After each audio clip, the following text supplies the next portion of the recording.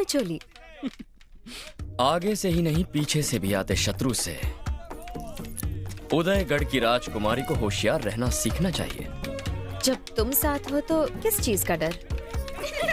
इस राज्य की होने वाली महारानी दूसरे के सहारे पर है। दिल चूक गया तो निशाना भी चूक जाएगा। ओह, तो निशाना लगाना तुम ही सिखा दो हमें।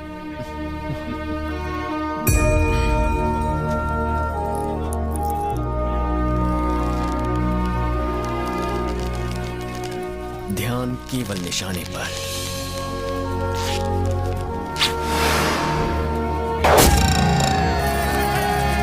राजकुमारी मैत्रा देवी की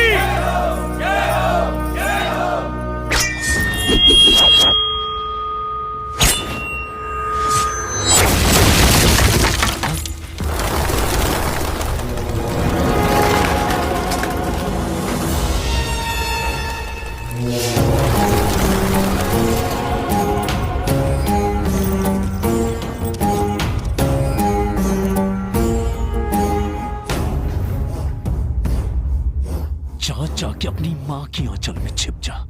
युद्ध के लिए तू अभी बालक है। राजकुमारी को शस्त्र विद्या सिखाने चले हो? मैत्रा, सेनापति जी, अगर आप शस्त्र विद्या सीखना चाहती हैं, तो ये रणदेव राणा आपके सामने उपस्थित है। इससे आप शस्त्र कला तो नहीं सीख पाएंगी, पर नृत्य कला अवश्य सीख लेंगी। उदयगढ़ के चक्रवर्ती श्री श्री विक्रम सिंह महाराज पधार रहे हैं। विक्रम सिंह महाराज की। भैरव, शेर खान सीमा पर खड़ा युद्ध की तैयारी कर रहा है। अब तक तुम्हारा ही कबीला इस राज्य को बचाता आ रहा है। इस राज्य की इज्जत अब तुम्हारे हाथ में है। चाहे मेरे प्राण ही क्यों ना चले जाएं, मैं इस राज्य की सुरक्षा करूंगा महाराज। ये अब अकेले नहीं है महाराज। इस युद्ध में अब हम इनके साथ हैं। भैरव ने हमें तीर धनुष चलाना सिखाया है, आप देखेंगे।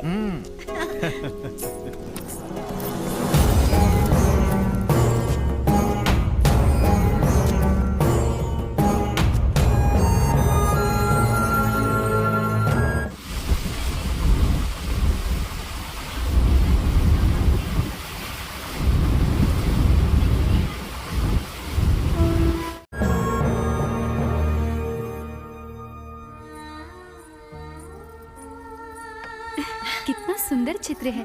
इसका अर्थ क्या है राजकुमारी? अपने प्रेम के लिए पुरानी परंपराओं को तोड़ते हुए इस वीर ने युद्ध के बदले लोगों में प्रेम जगाया है। ऐसा है मेरा भैरव। मैत्रा, रुक जाइए, कहाँ आप है? अंदर नहीं जा सकते। ये राजकुमारी का कक्ष है, आप ऐसे अंदर नहीं आ सकते। महाराज को पता चलेगा तो अनर्थ हो जाएगा। हम आ सकते हैं क्योंकि हम राजकुमारी के होने वाले पति हैं। तुम्हारी यही लज्जा तुम मुझे पागल कर देती है। तुम्हारा तन इस फल से भी ज्यादा मीठा है और इसी रस को निचोड़ कर मैं उसे पीना चाहता हूँ। इस फल की तरह मैं तुम्हारे तन को चबा चबा कर उसका रस निकालना चाहता हूँ।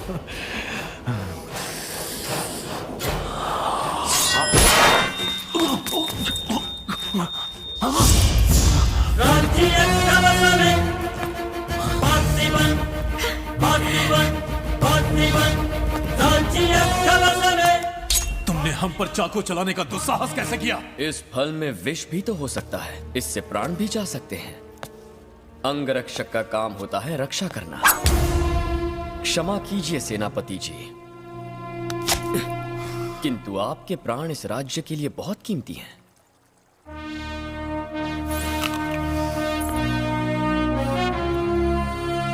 अब आप ये खा सकते हैं। तू अपना जूठा हमें खिलाना चाहता है? हम खाएंगे इनका झूठा।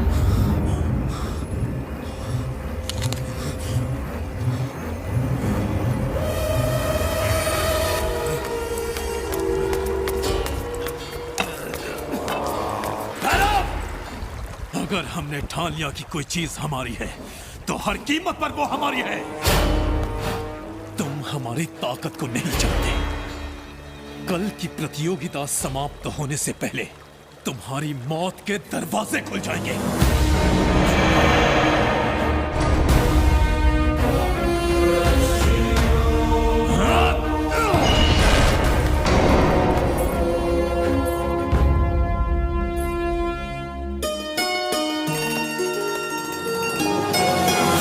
और दूसरे प्रतियोगी होंगे शत्रुओं को पैरों तले रौंदने वाले सभी वीरों से महान वीर काल भैरव। काल भैरव बोरा काल भैरव।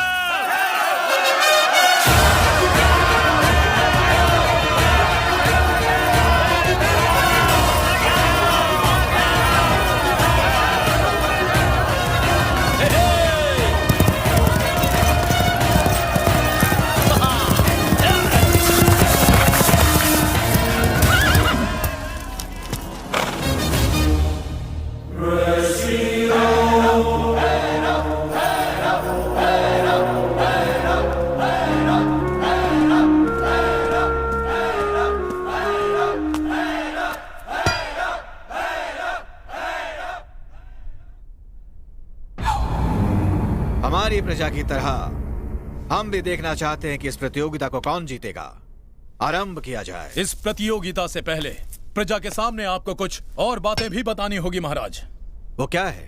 आपके बाद इस सिंहासन पर बैठने वाला अगला कौन होगा? ये आप क्या कह रहे हैं सेनापति जी? राजा के बाद इस सिंहासन और राज्य की अधिकारी इनकी पुत्री राजकुमारी मैत्रा ही होगी।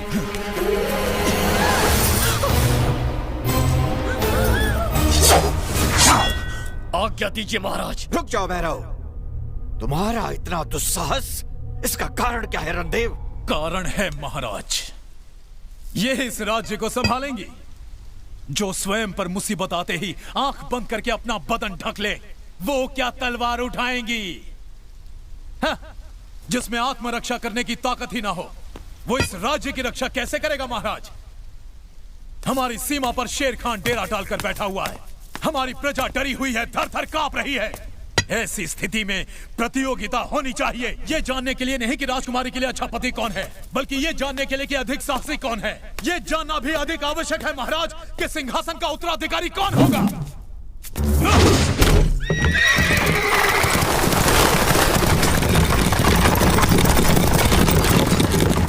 राजकुमारी मैत्रा उसी से विवाह करेगी जो चुनरी लाकर इनका और राज्य का गौरव बचाएगा। अगर किसी को आपत्ति हो तो हमें सूली पर लटका दे, नहीं तो हमारी चुनौती स्वीकार करें। अब कोई उपाय नहीं है महाराज, प्रजा आपके निर्णय की प्रतीक्षा कर रही है। स्वीकार है या नहीं? हमें स्वीकार है।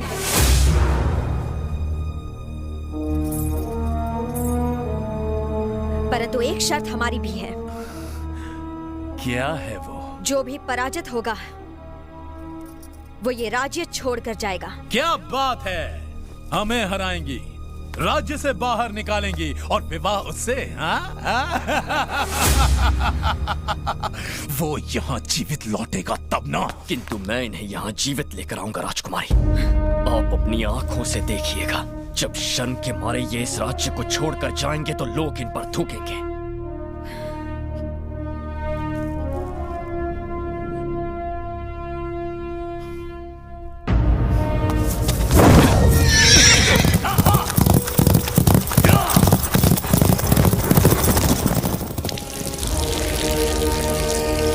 राजकुमारी की चुनरी को जो पहले रेखा के पार ले जाएगा वही होगा विजेता।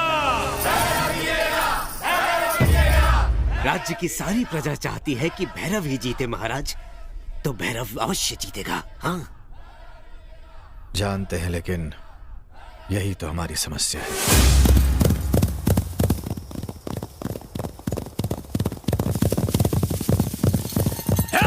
निशाना!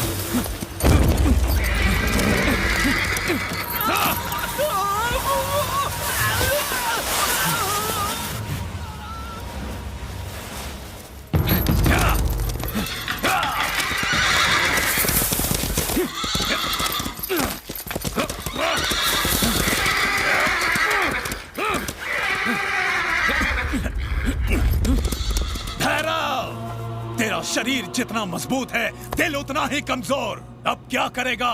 चक्रव्यूह में फंस गया तू। अब तू घोड़ों के प्राण बचाएगा या राजकुमारी की आन? निर्णय तेरे हाथ में है।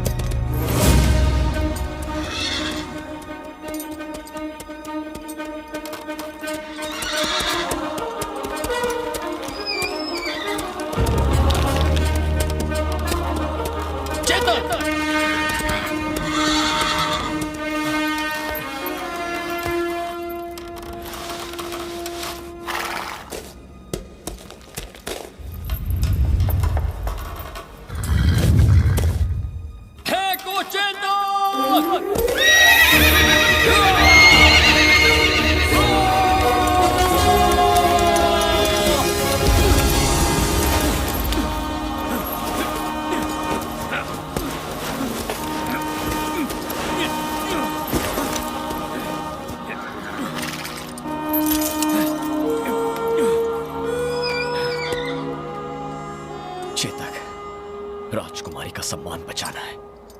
ये तुम्हारी और मेरी, हम दोनों की अग्नि परीक्षा है। चलो।